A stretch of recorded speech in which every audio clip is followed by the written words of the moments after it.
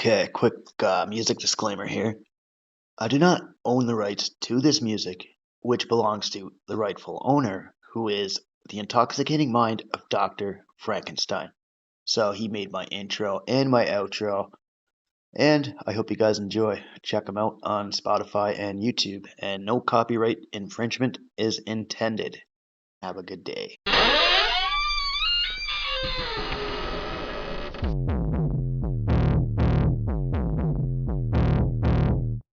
A clear choice of good versus evil, of right versus wrong.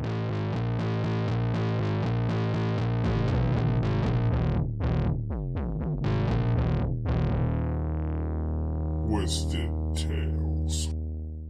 Welcome back to Twisted Tales, folks.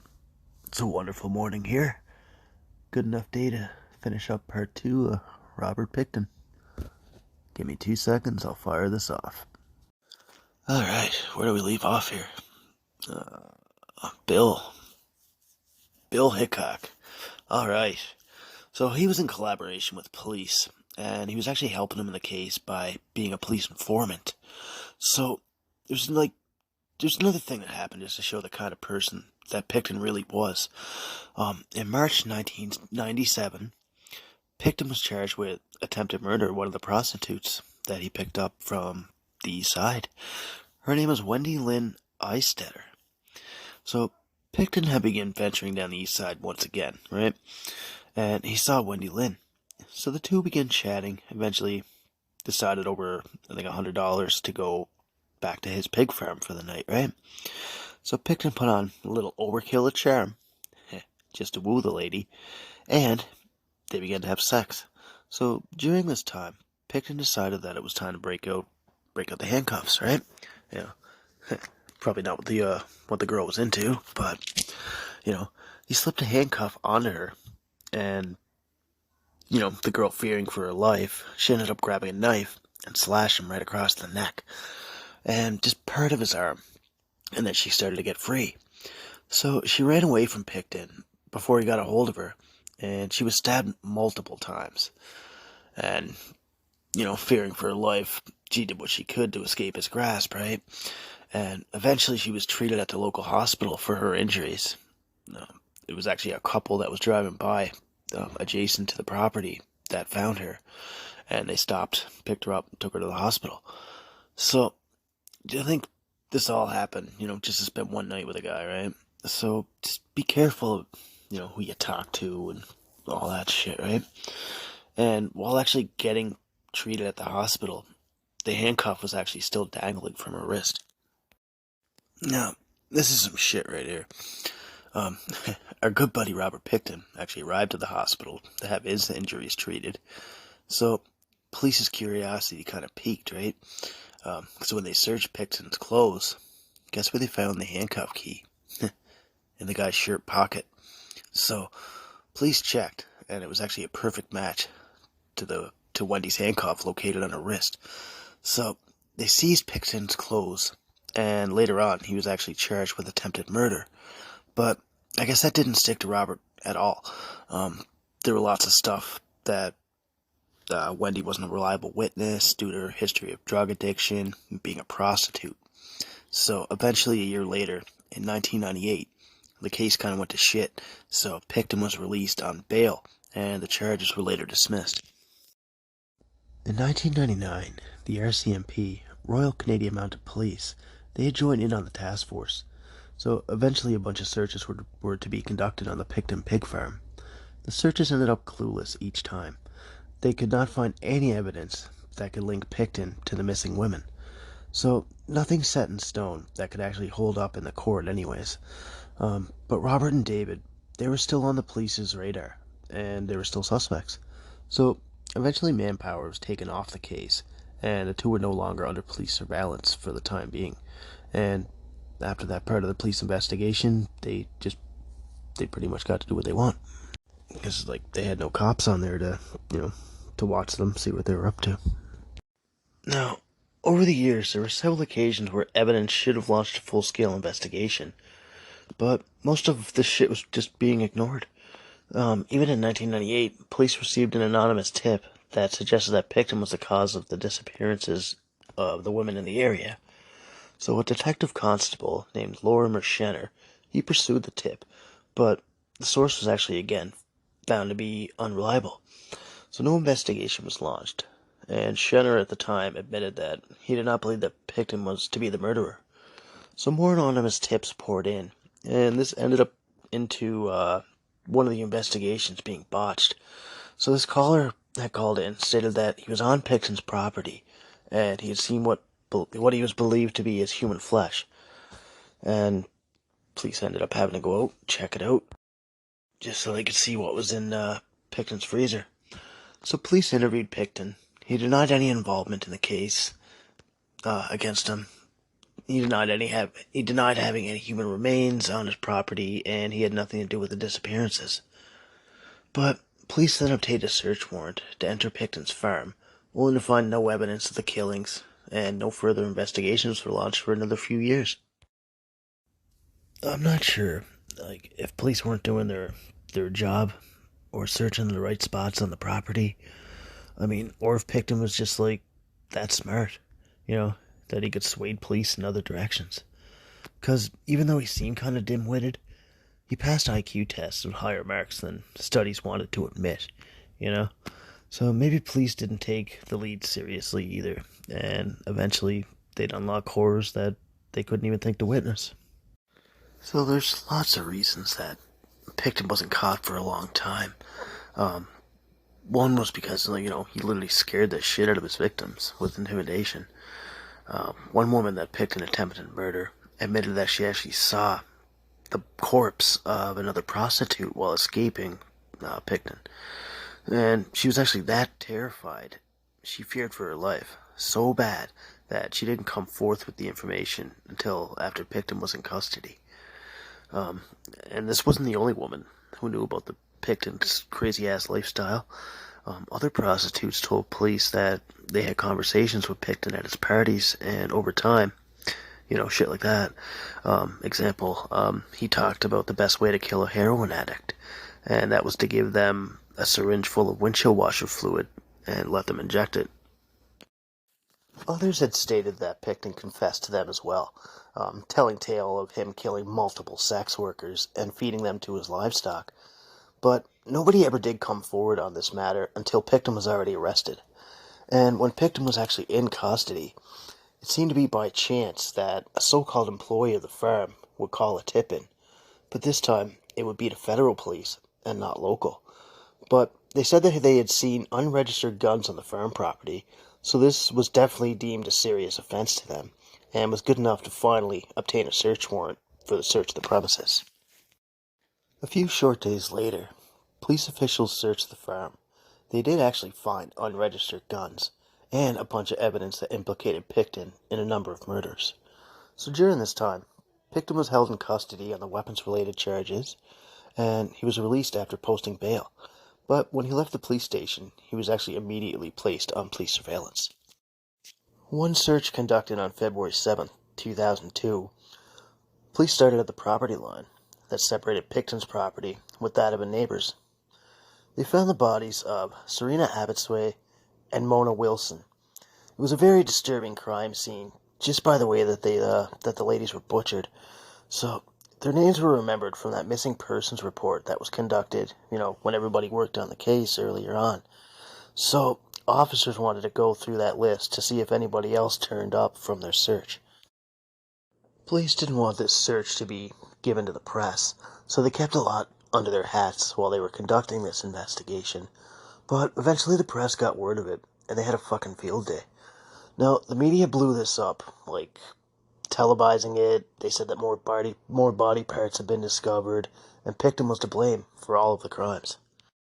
Picton was actually picked up and then arrested on February 22nd, 2002. He was charged with 2 counts of first-degree murder for that of Serena Abbotsway and Mona Wilson. Now, by that time, the Picton case had all the focus of the media, and Robert Picton was now recognized as the worst serial killer in Canadian history. A few months later, 3 more charges were added, and with more and more charges to be added as time went on, a 6th here, a 7th there. So at the time, it brought the count to about 15 over time. Now, this investigation became the largest of any serial killer in Canada. Even on April 2nd, 2002, evidence collected at the farm had charged Picton in the murders of Jacqueline McDonald, Diane Rock, and Heather Bottomley. April 9th, 2002, DNA evidence had linked Picton to the murders of Andrea Josie Berry and Brenda Wolfe. September 20th, 2002, more charges were laid for the bodies of Georgina Papin, Patricia Johnson, Helen Hallmark, and Jennifer Firminger. I hope I said those right, so sorry if I didn't, I guess. The remains of Mona Wilson the rest of her was found on October 3rd, 2002, where they found a severed head and hands that belonged to her. In court, Picton was now charged with 4 more murders. I'm just hoping I'm saying these names right. Heather Gabrielle Chinook, Tanya Marlowe Holick, Sherry Irving, and Inga Monique Hall. And now, so let's roll into 2004. So about 30 dead women had been found on Picton's property. So he was being charged with roughly 22 counts of murder, 15 counts of first-degree murder, and there is, however, a discrepancy of the charges due to the fact that a lot of remains were completely unidentifiable. Police stated body parts were located in a wood chipper. They actually found a human mandible found in a pig pen, showing that Robert Picton was actually feeding his victims to pigs. Human remains were also found in a freezer, alongside unsold pork products. Forensic analysis became very difficult to conduct throughout the case, just because as most bodies were severely mutilated and in advanced stages of decomposition. So the government had released a statement that Picton had ground up human flesh, mixed it in with pork products, and then sold it to the public. During the time, 6 more victims were identified: Yvonne Bowen, Don Cray, Wendy Crawford, Andrea Boerhaven, Carrie Koski, and Kara Ellis. Some reports actually state that Picton, even though having lavish parties, he never consumed drugs or alcohol, up until about 2001, when he developed a crack cocaine addiction after keeping company with several drug-addicted prostitutes. Picton was eventually charged with the murders of these women, and all those previously mentioned, and also a few more. So, at night, Picton was kept in his jail cell, where he maintained his innocence. His popularity around the jail by the inmates actually skyrocketed. He received letters from fans and angry people, and he was actually placed in protective custody because a lot of inmates were disgusted by him and they threatened his life.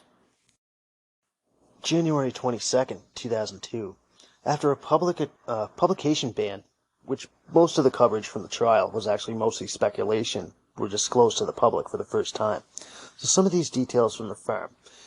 There was actually human skulls that were sawn in half. The empty skulls were filled with hands and feet of victims. Human remains were found in garbage bags. Blood-soaked clothing found in Picton's trailer. A .22 caliber handgun with a dildo attached to the muzzle containing the victim and Picton's DNA. So the dildo is actually being used as a silencer. There were boxes of .357 Magnum ammunition, night vision goggles, a syringe of windshield washer fluid to inject prostitutes. There was actually photos of Mona Wilson's remains in a garbage can in the slaughterhouse. So these are just to name a few things that was found on the Picton property. During the course, the crime lab had identified about 80 DNA profiles from the pig farm, stating half male, half female. A man named Andrew Bellwood had a taped interview with police that he gave Robert Picton verbally and told him that he killed prostitutes by handcuffing them, then strangling them shortly after. He made them bleed out, proceed to gut them, and then feed them to his hungry pigs. Now, the details of this crime were a little bit too horrific for most, and the judge would offer up recesses to let people wind down from what they just heard. This trial was actually pretty long. As of October 2007, even the jury accused a juror of already making up her mind that Picton was innocent, and that there was no way that he could have, done these horrific crimes. and that the court system had failed the wrong guy, and they had the wrong guy in custody. So Justice Williams stated that there was no proof to these accusations and that the juror could remain on the jury. December 9th, 2007, the jury had returned a verdict that Picton is not guilty on 6 counts of first-degree murder, but is guilty on 6 counts of second-degree murder. So this means that a second-degree murder charge brings on a punishment of life sentence with no possibility of parole for up to 10 to 25 years, as set by the trial judge. I don't mean to go all Perry Mason on you with this court shit, but it's just the timeline of how everything rolled down, right? December 11th, 2007, after reading and finishing the 18 victim impact statements, Supreme Court Justice James Williams sentenced Picton to life in prison, no possibility of parole for about 25 years, which is the maximum punishment for second-degree murder, and equal to the sentence which would have imposed for a first-degree murder conviction. Williams stated that Mr. Picton's conduct was murderous and repeatedly. I cannot know all the details, but what happened to the victims was senseless and despicable before he passed down his sentence. So the Crown appeal on January 7th, 2008, the Attorney General filed an appeal in British Columbia Court of Appeal against Picton's acquittals on the first-degree murder charges, stating that the grounds of appeal had led to a number of evidentiary rulings made by the trial judge that certain aspects of the trial judge's jury instructions had a ruling to sever the 6 charges Picton was tried on from the remaining 20. Say that 10 times fast. The Court of Appeal allowed the Crown appeal that the findings of the trial judge erred in excluding some evidence and in severing the 26 counts into one category of 20 counts and one group of 6. So the order resulting from these findings was stayed so that the conviction on the 6 counts of second-degree murder would not be put on the back burner. And the BC Crown spokesman, Neil Mackenzie, he had announced that the prosecution of Picton on the other 20 murder charges would likely be discontinued, because he said that the branch had taken into account that any other convictions could not result in any additional convictions that would result in any increase in sentence that Picton himself had already received. Some families of the victims had mixed reactions to this statement, so some were disappointed that Picton would not be convicted on the other 20 murders, while some were relieved that the gruesome and horrific details of the murders in the farm would not be aired in the courtroom or televised on the TV for the public to hear.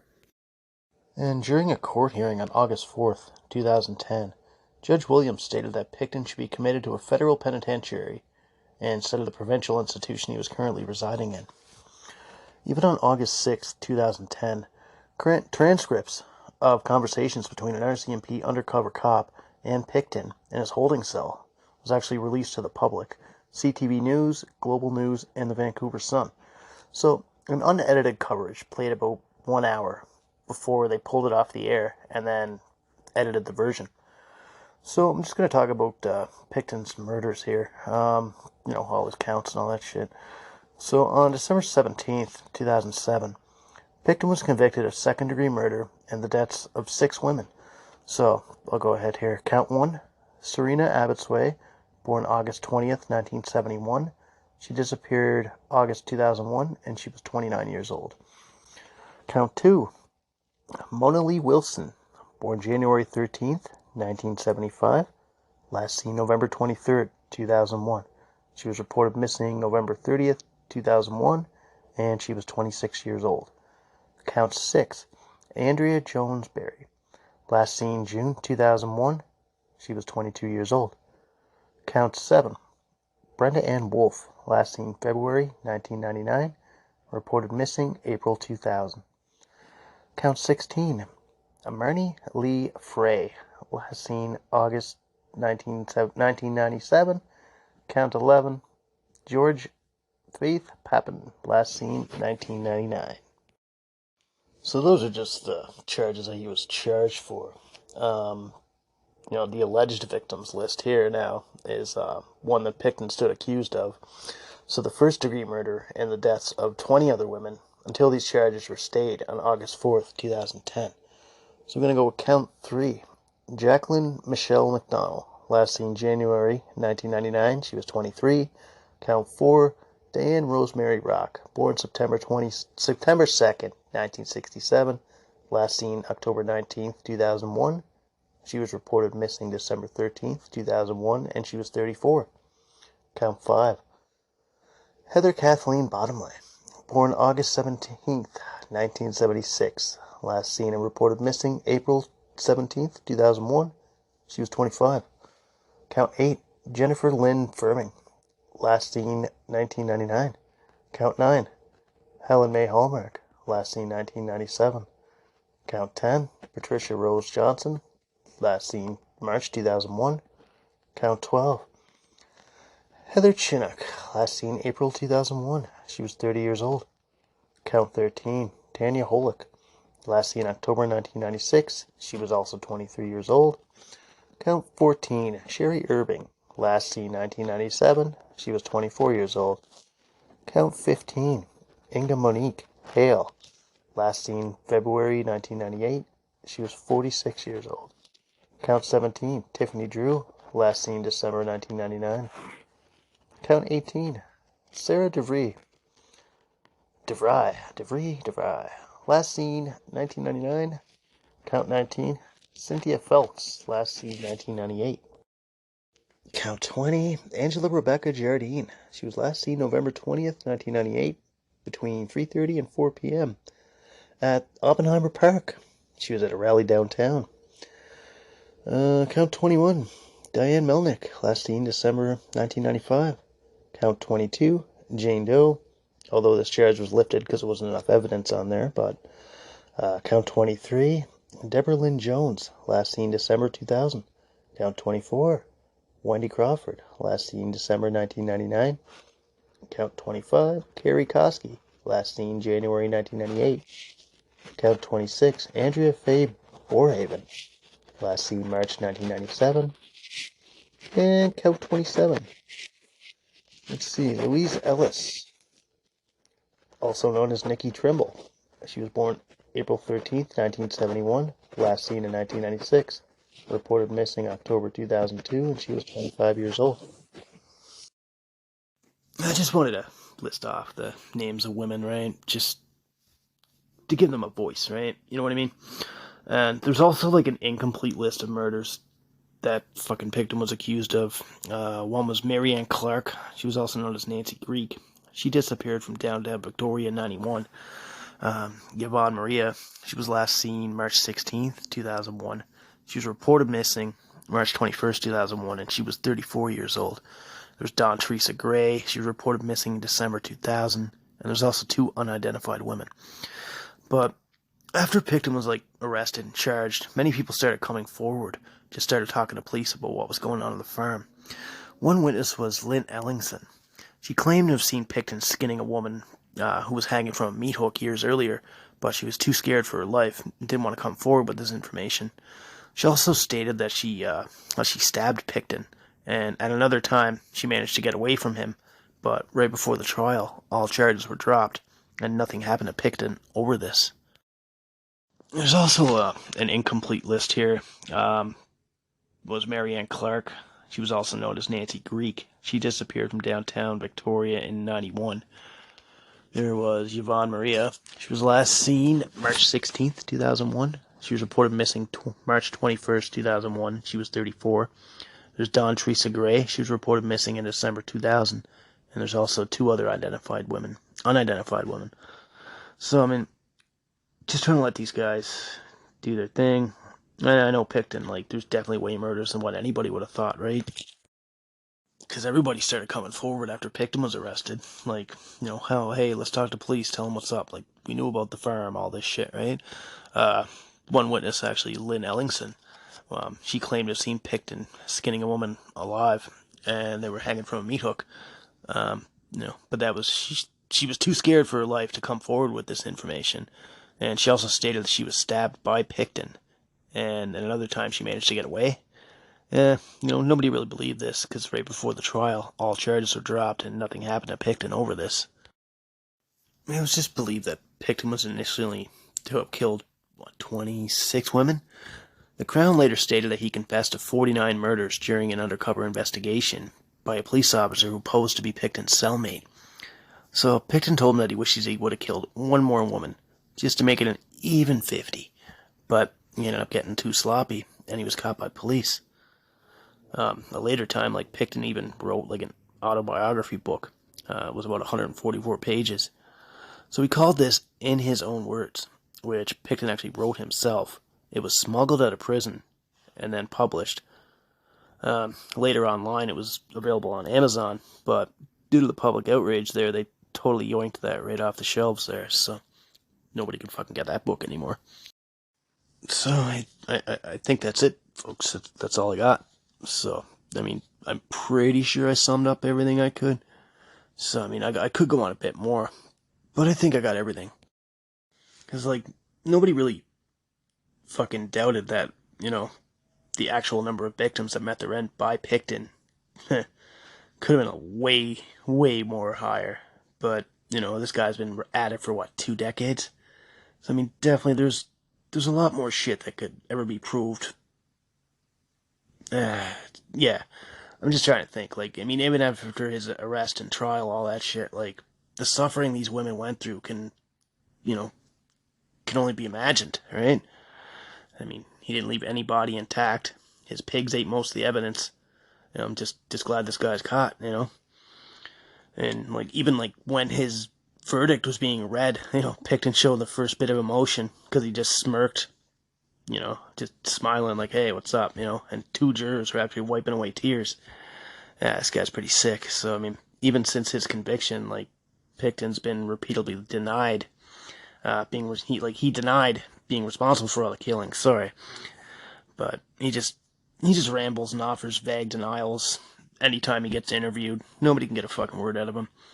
So, he just never filled in the blanks about any of his crimes. He always blamed other people, but you can't really blame other people when you search a farm and find all the missing bodies and parts and everything else, right? So, that's all I got for you, folks. Have yourself a wonderful work week. Take care. I really hope you enjoyed this one, because I put some fucking time into this. Take care.